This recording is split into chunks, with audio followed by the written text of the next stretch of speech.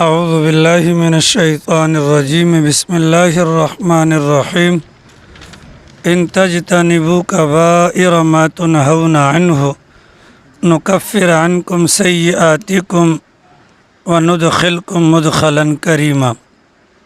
آپ حضرات کے سامنے یہ بات بیان ہوئی تھی کہ گناہوں کے حوالے سے کچھ باتیں آپ حضرات کے سامنے بیان کرنی ہے۔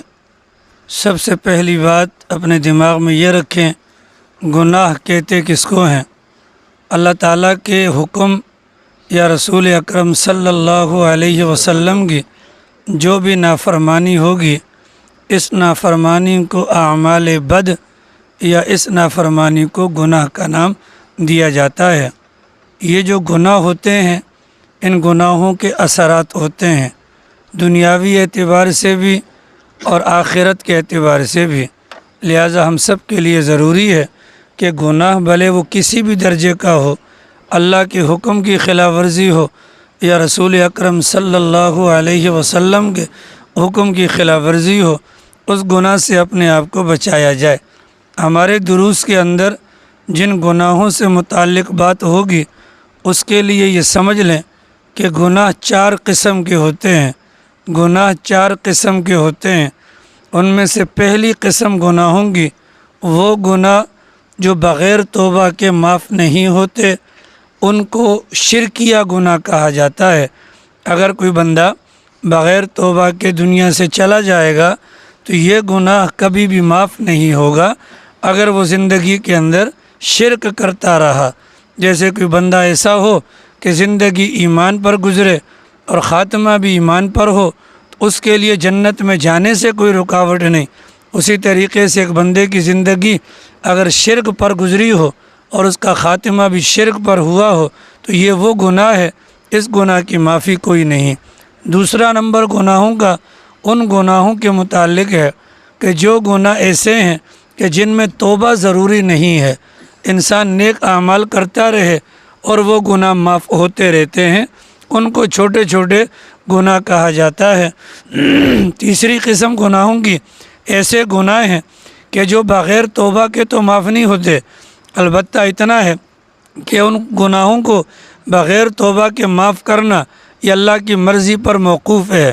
گناہ تو ایسے ہیں بغیر توبہ کے معاف نہیں ہوتے، لیکن اگر اللہ کی ذات بغیر توبہ کے معاف کر دے تو اللہ کی ذات معاف کر سکتی ہے۔ یہ وہ گناہ ہوتے ہیں کہ جو حقوق اللہ کے اندر انسان کوتاہی کا مرتکب ہوتا ہے، نماز نہ پڑھی، روزہ نہ رکھا، تو یہ اللہ کے حقوق سے متعلقہ گناہ ہیں، ان کے لیے بھی توبہ ضروری ہے۔ لیکن اگر کوئی بندہ بغیر توبہ کے چلا جاتا ہے، اس صورت میں بھی اللہ تعالیٰ کی مرضی پر موقوف ہے۔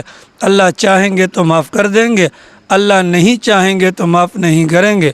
اور چوتھی قسم ان گناہوں کی ہے کہ جو بغیر توبہ کے معاف نہیں ہوتے اور اللہ کی ذات بھی بغیر بندے کے معاف کیے اللہ کی ذات بھی معاف نہیں کرتی۔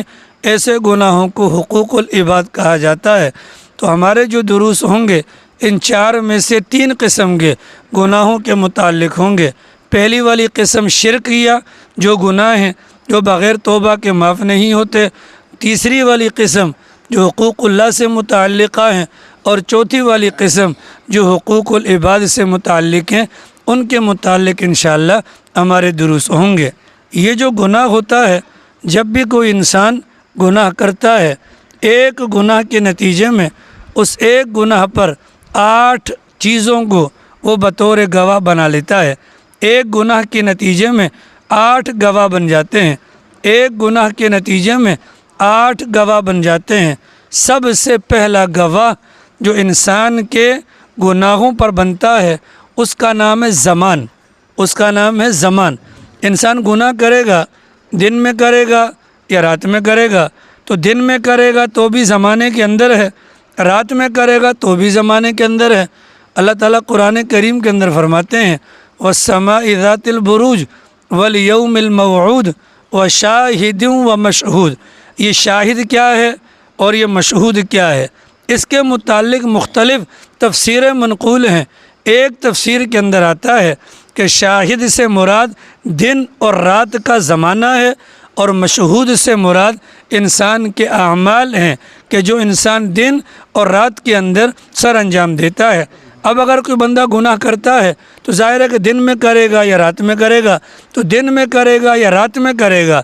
اگر وہ گناہ کا کام ہے تو یہی دن اور رات کل قیامت والے دن سب سے پہلے اللہ کی بارگاہ میں ہمارے خلاف کھڑے ہو کر یہ گواہی دیں گے۔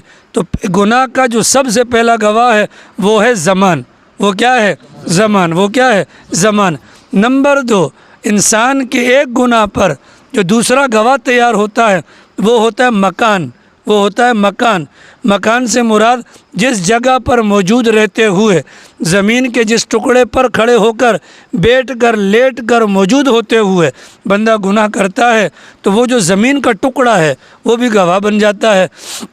چنانچہ اللہ تعالیٰ نے سورۃ الزلزال کے اندر فرمایا یومئذ تحدث اخبارہا، یعنی یہ قیامت کا دن وہ دن ہوگا جس دن زمین اپنی خبروں کو ظاہر کرے گی۔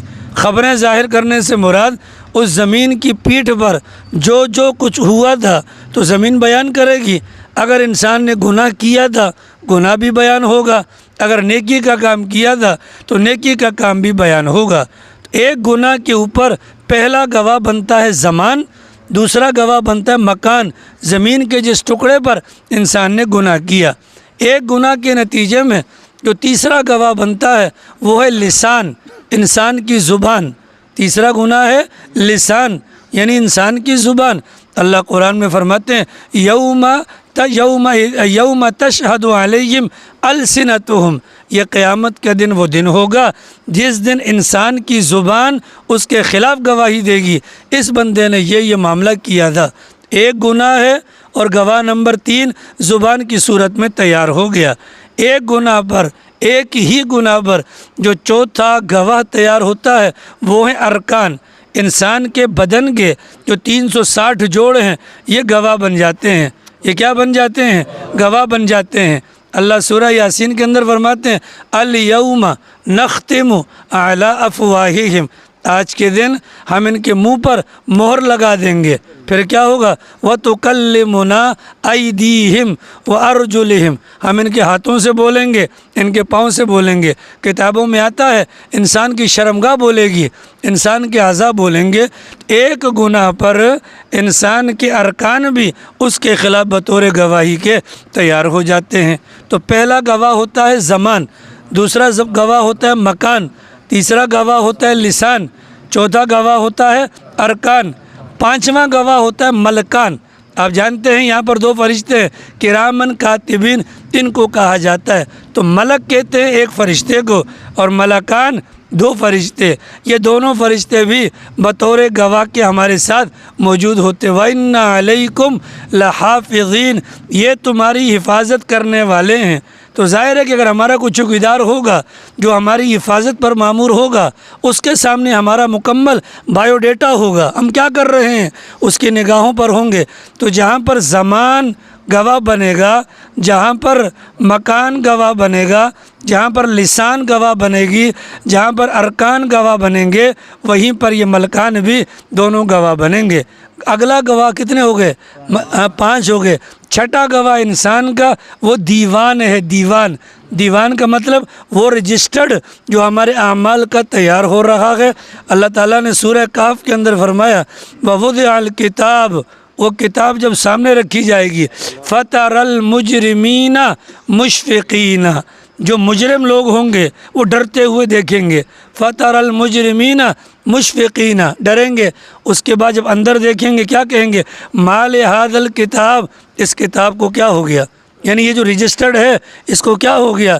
لا یغادر صغیرۃ ولا کبیرۃ الا احصاها، اس نے نہ کوئی چھوٹی بات کو چھوڑا نہ ہی بڑی بات کو چھوڑا، اس کے اندر یہاں پر شامل کر لیا۔ تو یہ جو نامہ اعمال ہوگا جو یہ فرشتے تیار کر رہے ہیں، یہ بھی بطور گواہ ہمارے خلاف ہمارے ایک گناہ پر وہاں پر کھڑے ہوں گے۔ تو پہلا نمبر کیا ہے؟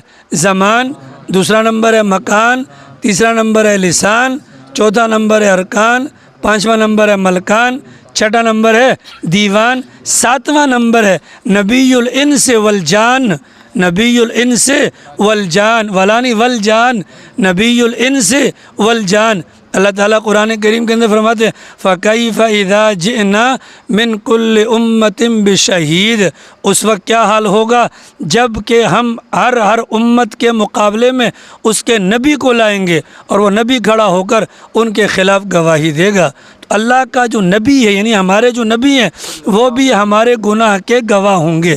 یہ گواہ نمبر 7 اور گواہ نمبر 8 ہیں الرحمن، یعنی خدا کی ذات ہے، وہ اللہ کی ذات ہے۔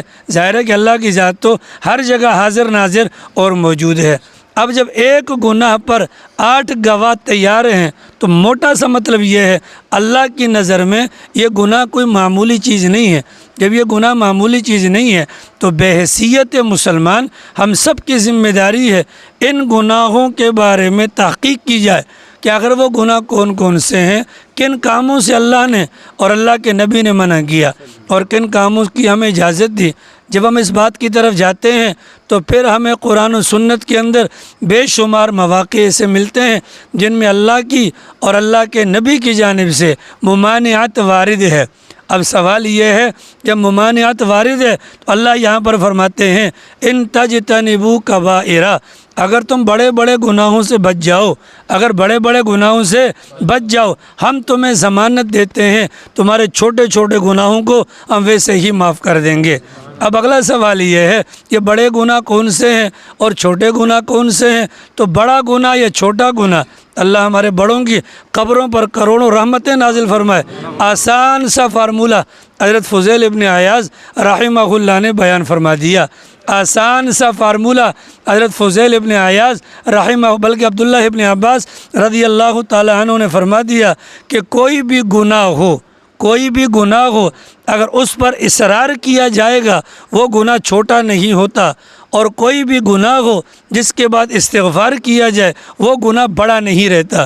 ایک آسان سی بات ہے، چھوٹے سے چھوٹے کام پر اگر اصرار کریں گے وہ چھوٹا کام چھوٹا نہیں بڑا بن جائے گا، اور اگر بڑے سے بڑا گناہ یا بڑے سے بڑا غلطی کا کام کر لیا اور اس کے بعد استغفار ہوگا تو وہ بڑا گناہ بڑا نہیں رہے گا۔ یہ ایک آسان سی تعریف ہے، یعنی گناہ صغیرہ کی اور گناہ کبیرہ کی۔ اس کو مزید آسان الفاظ میں ہمارے بڑوں نے فرمایا، قرآن و سنت کے اندر غور کرو، جن گناہوں پر اللہ کی جانب سے غیظ و غضب، اللہ کی جانب سے جہنم کے تذکرے، پیغمبر کی جانب سے لعنت وغیرہ کی وعید کا ذکر ہوگا وہ بڑا گناہ ہوگا، اور جن کے متعلق ایسا کوئی ذکر نہیں ہوگا تو وہ چھوٹا گناہ ہوگا۔ اب اگلا سوال یہ ہے کہ کل گناہ ایسے ہیں کتنے؟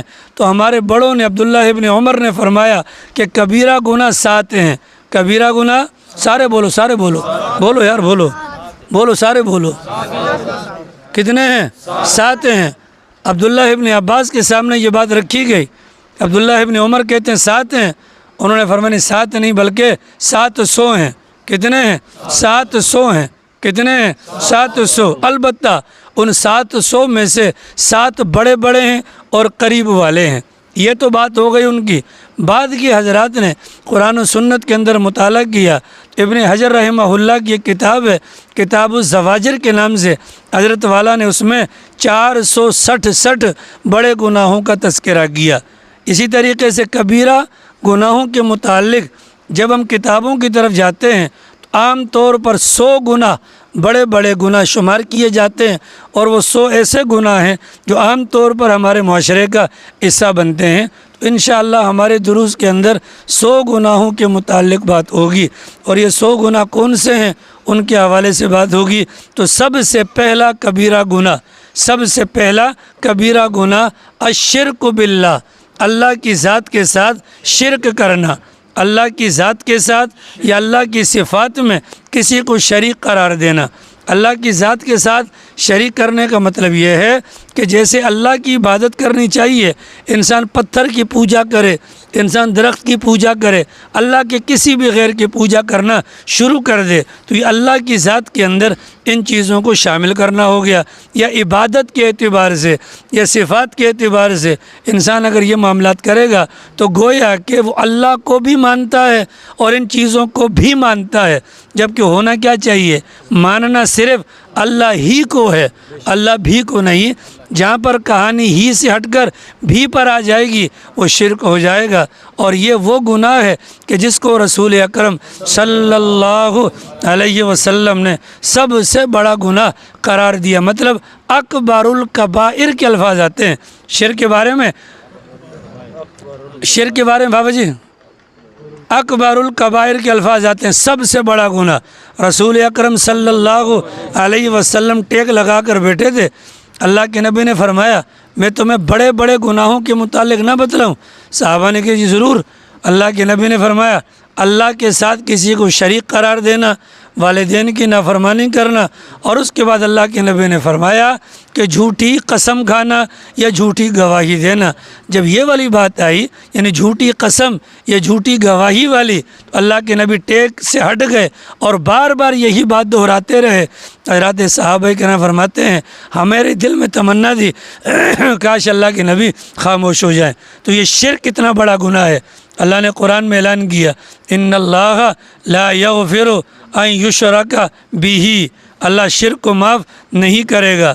اللہ قرآن میں فرماتے ہیں ان الشرک لظلم عظیم، شرک جو ہے نا یہ بہت بڑا ظلم ہے۔ شرک کیا ہے؟ بہت بڑا ظلم ہے۔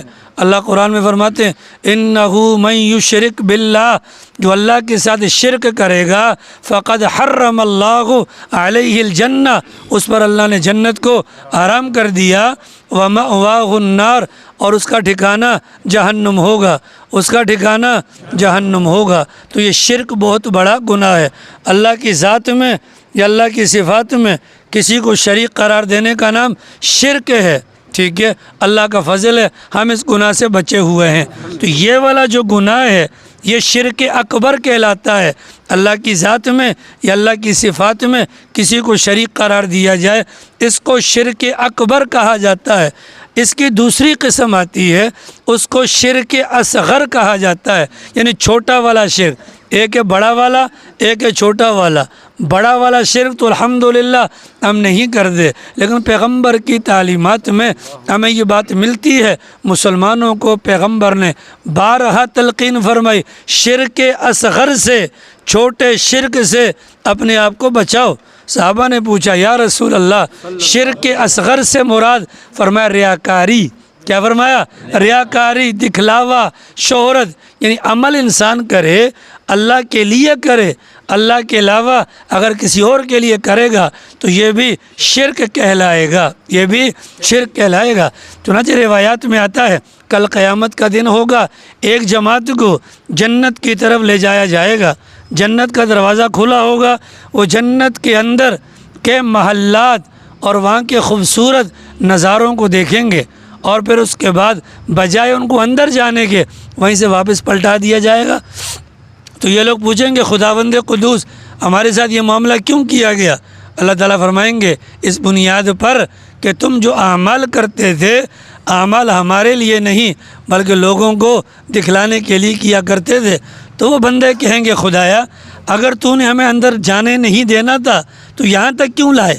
یعنی کہ ہماری بھوک کو اور ہماری چاہت کو زیادہ کیوں بھڑکایا؟ اللہ تعالیٰ فرمائیں گے کہ تم دنیا کے اندر بھی یہی کام کرتے تھے میرے ساتھ، کہ جب تم تنہائی کے اندر ہوتے تھے تو تم میرے خلاف یعنی میرے احکامات کے خلاف کام کیا کرتے تھے، جب لوگوں کے سامنے جاتے تھے تو بڑی عاجزی کے ساتھ جھک جھک کر ان کے سامنے دینداری کا اظہار کرتے تھے، گویا کہ تم مجھے دھوکہ دیتے تھے، گویا کہ تم مجھے دھوکہ دیتے تھے۔ تو یہ ہے ریاکاری، لوگوں کو دکھلانا، لوگوں کو دکھلانا، اس کو شرک اصغر کہا جاتا ہے۔ اللہ کے نبی علیہ الصلاۃ والسلام نے فرمایا کتنے ہی روزے دار ہیں کہ جن کے روزوں میں ان کو بجز بھوک پیاس کے، اور کتنے ہی شب بیدار ہیں کہ جن کو ان کی شب بیداری کا بجز جاگنے کے اور کچھ بھی فائدہ نہیں ہوتا۔ کیوں فائدہ نہیں ہوتا؟ اس بنیاد پر انہوں نے روزہ رکھا، اللہ کے لیے نہیں، انہوں نے روزہ رکھا اللہ کے لیے نہیں، انہوں نے تہجد کی نماز پڑھی اللہ کے لیے نہیں بلکہ لوگوں کو دکھلانے کے لیے۔ تو جو دوسروں کو دکھلانے کے لیے عمل کرے گا تو اس بندے کو قیامت والے دن کہا جائے گا کیا جن کو دکھانے کے لیے عمل کیا تھا جاؤ ثواب آجونی سے عطیہ لو۔ اللہ فرماتے ہیں وَقَدِمْنَا إِلَى مَا عَمِلُوا مِنْ عَمَلٍ، ان ریاکاروں کے اعمال کی طرف ہم نے دیکھا فَجَعَلْنَاهُ هَبَاءً مَنْثُورًا، ہم نے ان کو اڑتی ہوئی خاک کی مانند کر دیا، مطلب سارے اعمال کو ہم نے ضائع کر دیا۔ فَمَنْ كَانَ يَرْجُو لِقَاءَ رَبِّهِ، جو بندہ اللہ سے ملاقات کا متمنی ہو اسے کیا چاہیے؟ فَلْيَعْمَلْ عَمَلًا صَالِحًا، اعمال کے اندر کیا کرے؟ اخلاص کرے، اللہ کے لیے عمل کرے۔ وَلَا يُشْرِكْ بِعِبَادَةِ رَبِّهِ أَحَدًا، اپنے رب کی عبادت میں کسی کو شریک نہ کرے۔ فضیل ابن عیاض رحمہ اللہ نے عجیب و غریب بات کہی، اللہ کرے میں آپ کو سمجھا پاؤں، اللہ کرے صرف سمجھ میں آ جائے سب کو، ٹھیک ہے جی۔ فضیل ابن عیاض فرماتے ہیں کہ لوگوں کی خاطر عمل چھوڑ دینا یہ ریاکاری ہے۔ لالا خان زرین، لوگوں کی خاطر عمل چھوڑ دینا یہ ریاکاری ہے، اور لوگوں کی وجہ سے یعنی لوگوں کو دکھانے کے لیے عمل کرنا یہ شرک کہلاتا ہے۔ یہ کیا کہلاتا ہے؟ شرک۔ مطلب یہ ہے ایک بندہ ہے وہ مسجد میں آتا ہے، اسے معلوم ہے کہ تحیۃ المسجد پڑھنی ہے، تحیۃ الوضو پڑھنا ہے، لیکن وہ کیا سوچتے لوگ مجھے کیا کہیں گے، باتیں بنائیں گے۔ لوگوں کی خاطر عمل چھوڑنا یہ ریاکاری ہے، پیغمبر نے اس کو شرک اصغر بتلایا، ٹھیک ہے۔ اور لوگوں کی خاطر عمل کرنا، لوگوں کی خاطر عمل کرنا یہ تو کھلم کھلا شرک ہو گیا۔ اس لیے کہ انسان اگر اللہ کے لیے کرے گا تو وہ کسی بات کی پرواہ نہیں کرے گا۔ تو گناہوں میں سے پہلا گناہ کبیرہ اس کا نام کیا ہے؟ شرک کرنا۔ شرک کرنا یہ ایسا گناہ ہے اللہ کی ذات بجائے جو اس حالت میں چلا گیا اس بندے کی بخشش نہیں ہوگی۔ اور ریاکار کے لیے کیا ہے؟ اپنے اعمال کے اندر اخلاص پیدا کر لے، ورنہ بصورت دیگر اس کی مثال پیغمبر نے دی۔ ناصر بھاجی، پیغمبر نے مثال دی ریاکار کی کہ فرمایا اس کی مثال ایسی ہے جیسے کوئی بندہ اپنی تھیلی کے اندر کنکریاں بھرتا ہے، بھر بھر کے تھیلی کو موٹی کر لی، اس کے بعد بازار میں جاتا ہے خریداری کی نیت سے اور دکاندار سے سامان لیتا ہے اور اس کو یہ کنکریاں دیتا ہے۔ دکاندار کنکریاں اٹھا کر اس کے منہ پر مار دیتا ہے اور سارے لوگ اس کو لان تان کرتے ہیں، تھیلی میں کیا بھر کے لایا؟ فرمایا ریاکار بندے کا معاملہ بھی ایسا ہی ہوگا، کل قیامت والے دن وہ بوروں کے بورے لے کر جائے گا، لیکن وہاں پر جو ثواب ملنا ہے جب اندر کو دیکھے گا تو وہ راکھ ہوگی۔ کیا ہوگی؟ یا مچھر کے پر ہوں گے۔ ایک بندے کے پاس اگر مچھر کے اربوں کھربوں پر ہوں تو کیا اس کی کوئی حیثیت ہے؟ اس بنیاد پر مسلمان ہونے کی حیثیت سے ہمیں اپنے عمل سے پہلے سینٹر میں اور اینڈ میں سوچنا چاہیے عمل جو میں کر رہا ہوں کس بنیاد پر کر رہا ہوں۔ اگر ایک بندہ بالکل تنہائی کے اندر نماز پڑھتا ہے، دعائیں مانگتا ہے، اس کی نیت نہیں ہے، اس کی نیت نہیں ہے مجھے کوئی دیکھے، لیکن اچانک کوئی آ کر دیکھ لیتا ہے، اس بندے کو دوہرا اجر ملے گا۔ یہ ریاکاری نہیں ہے، اس کو دوہرا اجر ملے گا۔ ایک اجر اس بات کا اپنی سی کوشش کی بنیاد پر یہ بندہ چھپ کر پڑھ رہا تھا، دکھلانا نہیں چاہتا تھا، دوسرا اجر اس کو دیکھ کر اگلا مسلمان خوش ہوگا۔ تو مومن کے دل کو خوش کرنا ثواب کا باعث ہوتا ہے۔ آ رہی سمجھ میں؟ تو ہم اپنی سی کوشش کر لیں اپنے اعمال کو بچانے کی۔ تو 100 گناہ کبیرہ میں سے پہلے گناہ کبیرہ کا نام ہے شرک کرنا اللہ کی ذات کے ساتھ۔ اللہ پاک توفیق عمل نصیب فرمائے۔ دوسرے نمبر کا گناہ انشاءاللہ کل بیان کیا جائے۔